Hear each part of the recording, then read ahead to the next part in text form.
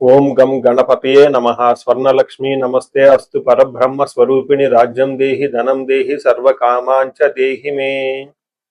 12 రాసుల వారికి స్వర్ణలక్ష్మి అమ్మవారి యొక్క కృపా కటాక్షం వలన ప్రతి ఒక్కళ్ళకి ఆత్మ జ్ఞానం కలిగి ఉండాలి. తద్వారా ప్రతి నిమిషం ప్రతి సందర్భంలోనూ సంతోషంగా ఉత్సాహంగా ఉండే విధంగా అమ్మవారికి అందరినీ ఆశీర్వదించాలని, అంతేకాకుండా రాజ్యం దేహి, మన అందరికీ మంచి పదవి, ఉన్నతమైన స్థితి, ఒక అధికారం, దర్పం అన్ని కలిగించాలని, దానితో పాటు స్వర్ణలక్ష్మి అమ్మవారు ప్రతి ఒక్కరికి ధన ప్రవాహాన్ని కలిగించాలని, ఫైనల్ గా సర్వకామాంచ దేహిమే, మనం అనుకున్న ప్రతి కోరిక కూడాను ఇమ్మీడియట్ గా తక్షణమే అమ్మవారు మనకి నెరవేర్చాలని చెప్పేసి అమ్మవారు ప్రార్థన చేస్తూ, గణపతిని కూడా మనం చేసే ప్రతి దానిలోనూ మనకి బుద్ధి సిద్ధి చక్కటి విజయాన్ని, ఒక మంచి వివేకాన్ని కలిగించాలని, సత్ డెసిషన్స్ మంచి నిర్ణయాలు తీసుకునే విధంగా మనకి గణపతి మనకు కృప ఉండాలని చెప్పేసి ప్రార్థన చేస్తూ, మనం ఈ రోజు టాపిక్ చూసుకుంటే సూర్యుడు వృషభ రాశి నుంచి మిథున రాశిలోకి మారుతూ ఉన్నారు. దీనిని మనకి మిథున సంక్రమణ అంటారు. అంటే ఇది 12 రోజులు ఉంటుంది ఈ సంక్రమణ. మనకి మకర సంక్రమణ, మకర రాశి ఎలానో ప్రతి నెల ఒక్కొక్క సంక్రమణం వస్తుంది. ఇప్పుడు రాబోయే సంక్రమణ మిథున సంక్రమణ అంటారు. ఇది 30 రోజులు ఉంటుంది. 15వ తారీఖు జూన్ నుంచి జూలై 15 వరకు ఉంటుంది. ఈ 15 రోజులు సూర్యుడు మిథున రాశిలో ఉండటం వలన ఏం జరుగుతుంది 12 రాశుల వారికి అని తెలుసుకున్నాం. అయితే ముఖ్యంగా సూర్యుడు మారటం వల్ల సూర్యుడు ఎలాంటి విషయాల్లో మనకి ప్రభావాన్ని చూపిస్తాడని తెలుసుకుందాం. సూర్యుడు వచ్చేటప్పటికి ముఖ్యంగా 8 రకాలైన అంశాలపైన ప్రభావాన్ని చూపుతూ ఉంటారు. ఒకటి, అందరూ బాగా గుర్తుపెట్టుకోవాల్సింది ఏంటంటే సూర్యుడు ఆత్మకారక అంటారు. అంటే మనకి సెల్ఫ్ కాన్ఫిడెన్స్, మనకు కావాలన్నా స్ట్రెంగ్త్, సోల్, ఆత్మబలం ఉండాలి కానీ సూర్యుడు చక్కగా ఉండాలి. కాబట్టి సూర్యుడు ఆత్మకారకుడు. అలానే రాజ్యకారకుడు, ఒక పదవి రావాలన్నా, గవర్నమెంట్ అథారిటీ, అడ్మినిస్ట్రేషన్ పవర్, వీటన్ని రావాలన్నా కానీ సూర్యుడు మనకి స్ట్రాంగ్ గా ఉండాలి. అలానే పితృకారకుడు, father related elders, mentors, boss, వీళ్ళందరినీ కూడా మనకి సూర్యుడే రిప్రజెంటేషన్ చేస్తూ ఉంటారు. యశస్సు, కీర్తి ప్రతిష్టలు, గుర్తింపు, కొంతమందికి గుర్తింపు ఉంటుంది ఏ పని చేసినా, కొంతమందికి ఏ పని చేసినా గుర్తింపు అనేది ఉండదు. ఈ గుర్తింపు లేకపోవడం కూడా కారణం కూడా సూర్యుడు వాళ్ళ జాతకంలో సరిగ్గా లేకపోవడం అని గమనించుకోవాలి. పదవి, అధికారం అంటే మీకు ఒక స్టేటస్, అంటే ఒక లేబుల్, మేనేజర్ నుంచి హైయర్ మేనేజర్, వైస్ ప్రెసిడెంట్, ఇలా ఒక్కొక్క లెవెల్ బై లెవెల్ ఎదుగుతూ ఉంటారు. అలాంటి పదవి, పొజిషన్ మీకు రావడానికి కూడా కారణం సూర్యుడు అని తెలుసుకోవాలి. అంతేకాకుండా అధికారం, పవర్, లీడర్షిప్, కమాండింగ్ పవర్, మీరు ఒక పని చెప్తే ఎదుటి వాళ్ళు చేయగల సామర్థ్యం అంతా కూడాను సూర్యుడు మెట్టే మీ జాతకంలో డిసైడ్ అవుతూ ఉంటుంది. తేజస్సు, ఆరోగ్యం, మంచి గ్లోరీ ఉంటుంది, మీకు ఎనర్జీ ఉండాలి, బ్రిలియన్స్, చాలా చక్కగా మీ ఫేస్ అంతా ఎప్పుడు కలగా ఉత్సాహంగా ఉండాలి, దానికి కూడా కారకుడు సూర్యుడు. ముఖ్యంగా లాస్ట్ లో ఆరోగ్య ప్రదాత, సూర్యుడిని ఆరోగ్యం ఇచ్చే వాళ్ళు అంటారు. ఎవరి జాతకంలో అయితే సూర్యుడు సరిగా ఉండరో వాళ్ళకి అనారోగ్యంతో బాధపడుతూ ఉంటారు. ఎవరికైతే సూర్యుడు చాలా జాగ్రత్తగా ఉచ్చ స్థానంలో ఉంటారో చక్కగా వాళ్ళకి హెల్తీగా ఉంటారు, ఫిజికల్ గా చాలా స్ట్రాంగ్ గా ఉంటారు, ఒక పవర్ వాళ్ళలా ఉంటుంది అని తెలుసుకోవాలి. ఇలా 8 రకాలైన ముఖ్యమైన కారకాలు ప్రతి ఒక్కళ్ళ జీవితంలో సూర్యుడు అనేది ప్రభావాన్ని చూపిస్తూ ఉంటారు. అయితే ఈ సూర్యుడు మిథున రాశిలో ఉండటం వల్ల ఇప్పటి వరకు మనం చెప్పుకున్న విషయాల్లో కొందరికి అనుకూలంగా ఉంటుంది, కొందరికి ప్రతికూలంగా ఉంటుంది. ఏ రాశులు వాళ్ళకి అనుకూలంగా ఉంటుంది, ఏ రాశులు వాళ్ళకి ప్రతికూలంగా ఉంటుందో మనం చూద్దాం. మనం మకర రాశి గమనించుకుంటే మకర రాశి వాళ్ళకి ఒక మంచి బ్యూటిఫుల్ టైంలో అయితే మీరు ఎంటర్ అయ్యారు, బెస్ట్ టైంలో అయితే మీరు ఎంటర్ అయ్యారని మనం చెప్పుకోవచ్చు. ఎందుకంటే సూర్యుడు 6వ స్థానంలో ఎంటర్ అయ్యారు. సూర్యుడు భగవానుడు ఎప్పుడైతే 6వ స్థానంలోకి వెళ్ళారో ఈ రాశి వాళ్ళకి high level energy, confidence, courage, risk taking abilities ఇవన్నీ చక్కగా ఉంటాయి. అంతేకాకుండా శత్రువుల పైన విజయాన్ని కూడా వీళ్ళు సాధిస్తూ ఉంటారు. మకర రాశి వాళ్ళకి 6వ స్థానంలో ఉండటం వల్ల ఒక 1 month ఖచ్చితంగా ఒక బెస్ట్ టైం అయితే మీరు ఉన్నారు. కావాల్సిన పనులన్నీ ఈ టైంలో అనుకూలంగా ఉంటాయని గమనించవచ్చు.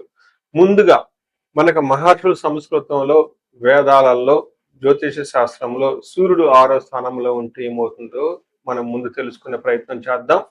మనకు ఒక శ్లోకంలో ఇందులో వివరించారు. సంస్కృతంలో ఉంటుంది శ్లోకం. అది చదివి దాని మీనింగ్ ఏంటో మీకు చెప్తాను.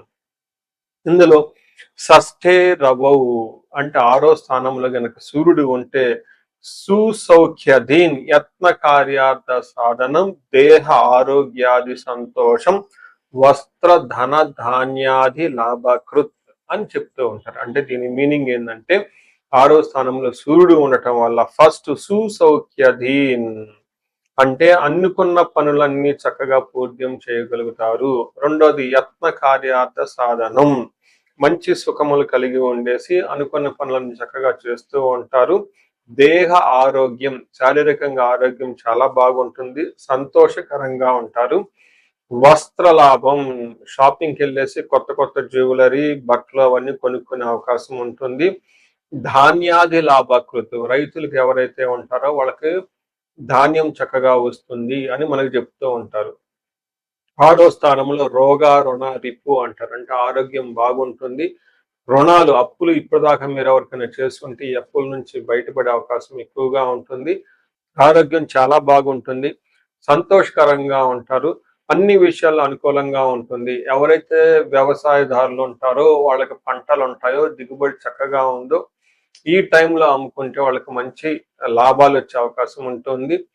హెల్త్ ఎవరికైతే సరిగా ఉండదో దీర్ఘకాలంగా ఇబ్బంది పడుతూ ఉన్నారో ఇప్పుడు గనక చక్కగా ఒక్కసారి డాక్టర్ని కన్సల్ట్ అయ్యి మెడిసిన్ తీసుకుంటే ఆరోగ్యం వ్యాధి అంతా పోయే అవకాశం ఉంటుంది. ఇప్పటిదాకా ఏదైతే ఒక పని మీరు అనుకుని ఉండి ఇబ్బందులు పడుతూ ఉండి ముందుకు వెళ్ళటం ఆగిపోయిందో ఈ టైంలో పనులన్నీ ముందుకెళ్ళిపోయి చకాచకా మీకు అనుకూలంగా ఉండే అవకాశం ఎక్కువగా ఉంటుంది. దీనితో పాటుగా మీకు సుసౌఖ్యధీన్ అంటే సుఖవంతంగా ఉండే అవకాశం కూడా ఉంటుంది. ఇప్పటిదాకా మిమ్మల్ని ఎవరైనా ఇబ్బంది పెట్టినా అనుకున్న పనులు టయానికి కాకపోయినా కానీ ఇబ్బందులు పడుతూ ఉన్నా ఎగుడు దిగుడుగా ఉన్నా కానీ ఆటంకాలతో ఉన్న పనులన్నీ చక్కగా ముందుకెళ్ళిపోయే అవకాశం ఎక్కువగా ఉంటుంది. ఒక రకంగా చూసుకుంటారంటే ఈ మకర రాశి వాళ్ళకి సూర్యుడితో పాటు గురువు కూడా అనుకూలంగా ఉండటంతో అటు అధికారము ఇటు పవరు వీటితో పాటుగా ధర్మ చింతన తోడయ్యి చక్కగా ధర్మబద్ధంగా అన్ని పనులు చూసుకొని ముందుకెళ్ళిపోయే అవకాశం ఎక్కువగా ఉందని గమనించుకోవాలి. సో ఈ రాశి వాళ్ళకి ఇంకా చక్కగా మంచి రిజల్ట్ గురించి వ్యక్తిగతంగా జాతకం చూపించుకోవడం చాలా అవసరం. చక్కగా ఉండాలని చెప్పేసి నేను కోరుకుంటున్నాను. ఇప్పుడు నేను చెప్పబోయేది కామన్ గా 12 రాసుల వారికి పరిహారాల కింద ఉంటుందండి. ఇది గమనించుకోండి. ఎడిటర్ గారు మీరు ప్రతి రాశులకి బ్యాక్ అండ్ లో యాడ్ చేయండి మర్చిపోకుండా. మనం పరిహారాలు చూసుకుంటే సూర్యుడికి కొన్ని పరిహారాలు మీ అంతా మీరు చేసుకునే పరిహారాలు కొన్ని ఉంటాయి. కొన్ని వచ్చేటప్పటికి బ్రాహ్మణ పండితులతో చేపించుకోవటం చాలా ముఖ్యం. కొన్ని క్షేత్ర దర్శనాలు కూడా చేసుకోవటం చాలా చాలా ఇంపార్టెంట్. ముందు ముఖ్యంగా మీవంతా సెల్ఫ్ రెమెడీస్ అంటారు. మీరంతా స్వయంగా చేసుకునే పరిహారాలు కొన్ని ఉంటాయి. అందులో ముఖ్యంగా చూసుకుంటే సూర్య నమస్కారాలు చేయటం చాలా ఇంపార్టెంట్. సూర్య అష్టకం చదవటము లేదా ఆదిత్య హృదయ స్తోత్రం చదవటం కూడా చాలా ఇంపార్టెంట్. ఎప్పుడైతే ఆదిత్య హృదయ స్తోత్రము హనుమాన్ కార్యసిద్ధి మంత్ర రెండు కలిపి చదువుకలిపితే ఇంకా చాలా మంచి రిజల్ట్ ఉంటుంది. సో ఇక్కడ ఆదిత్య హృదయ స్తోత్రంతో పాటు హనుమాన్ చాలీసా కానీ హనుమాన్ కార్యసిద్ధి మంత్రం కానీ చదువుకుంటే ఇంకా చక్కటి మంచి రిజల్ట్ వస్తుంది. సో ఇవన్నీ మీరు చేసుకునే మీ వరకు మీరు చేసుకోవచ్చు. ఇంకా టెంపుల్స్కి వెళ్ళేసి అక్కడ నవగ్రహాల చుట్టూ తిరిగి గోధుమలు గనక దానం చేయగలిగితే సద్బ్రాహ్మణులకి సత్పురుషులకి చేయగలిగితే ఇంకా మీకు చక్కటి మంచి రిజల్ట్ వస్తుందని గమనించుకోవాలి. సో అది మీ వరకు చేసుకోగలుగుతారు. మీ ద్వారా కాకుండా కొన్ని సమస్య తీవ్రంగా ఉంటే పండితులను కలిసి లేదంటే మా ద్వారా అపాయింట్మెంట్ తీసుకొని జాతక చక్రం కూడా చూపించుకొని చేపించుకోవడం చాలా ఉత్తమం. ఇందులో ముఖ్యంగా సూర్యుడికి సంపూర్ణమైన శాంతులు చేయాల్సి ఉంటుంది. గ్రహ శాంతి అంటారు. ఈ గ్రహ శాంతిలో సూర్యుడికి జపాలు దానాలు తర్పణాలు హోమాలు ఇవన్నీ చేస్తూ ఉండాలి. వీటితో పాటుగా ఇంకా మీ యొక్క ఇండివిడ్యువల్ జాతకం చూపించుకోవడం చాలా చాలా ముఖ్యం. ఎవరికైతే మీ యొక్క ఇండివిడ్యువల్ లైఫ్ లో మీకు ఏజ్ 35 to 45 మధ్యలో ఉండి 40 years ప్లస్ ఆర్ మైనస్ లో ఉన్న వాళ్ళకి ఎక్కడైనా మీకు లైఫ్ స్టాగ్నేటెడ్ కనిపించింది, అప్పటిదాకా సక్సెస్ఫుల్ ట్రాక్ రికార్డు ఉండి ఇక్కడ ఎందుకో ఆగిపోయారు, గ్రోత్ లేదని మీకు అనిపిస్తే ఒక్కసారి కాల్ చేసి అపాయింట్మెంట్ తీసుకోండి. మీ జాతకం చెక్ చేసుకోండి. నేను 35-45 ఏజ్ గ్రూప్ రీసెర్చ్ గ్రూప్‌గా చేస్తూ ఉన్నాను. చాలా మంది పీపుల్ మిడ్ లైఫ్ క్రైసిస్ అని చెప్పేసి ఇక్కడ ఆగిపోతూ ఉంటారు. చాలా మందికి డైవర్స్‌లు అవుతూ ఉంటుంది. సడెన్‌గా కెరీర్‌లో బ్రేక్ వస్తూ ఉంటుంది. సో, ఈ మిడ్ లైఫ్ క్రైసిస్‌ని మన ఆస్ట్రాలజీ, వేదిక్ ఆస్ట్రాలజీ ఎలా డీల్ చేస్తుంది? దాంట్లో ఏమేమి ఉంటాయి అని చెప్పి తెలుసుకోవచ్చు. ముఖ్యంగా జ్యోతిష శాస్త్రం ప్రకారం గ్రహ శాంతులు అని ఉంటాయి. గ్రహ దోషాలు అని ఉంటుంది. మీ యొక్క అంతర్దశలు, దశలు తెలుసుకొని వీటిల్లో ఏదైనా ఒక గ్రహం దోషం ఉండటం అయితే మీరు స్టాగ్నెంటెడ్ అయిపోతారు. దాన్ని ఎలా బయటకు రావాలని పరిహారాలు తెలుసుకోవాలి.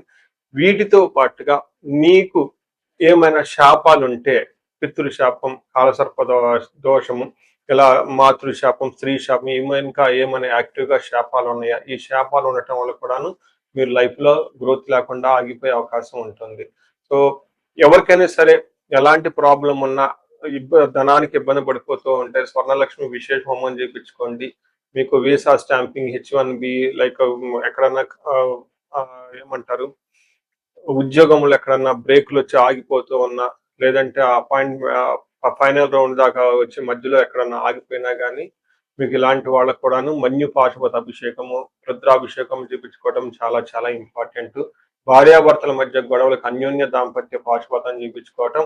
ఎవరికైనా సర్పాలు, కాలసర్ప దోషాలు, మహాకాలసర్ప దోషాలు అంటే కాలసర్ప దోష నివారణ పూజలు, పితృదోష నివారణ పూజలు, మీ యొక్క జాతకం చూసుకొని ఇవన్నీ చేసుకోవటం వల్ల జీవితంలో 10 రెట్లు ఖచ్చితంగా వెళ్ళే అవకాశం ఎక్కువగా ఉంటుందని గమనించుకోవాలి. మీ అందరికి అష్టైశ్వర్యాలు కలగాలని, భోగభాగ్యాలు కలగాలని చెప్పేసి కోరుకుంటున్నాను. నమస్తే.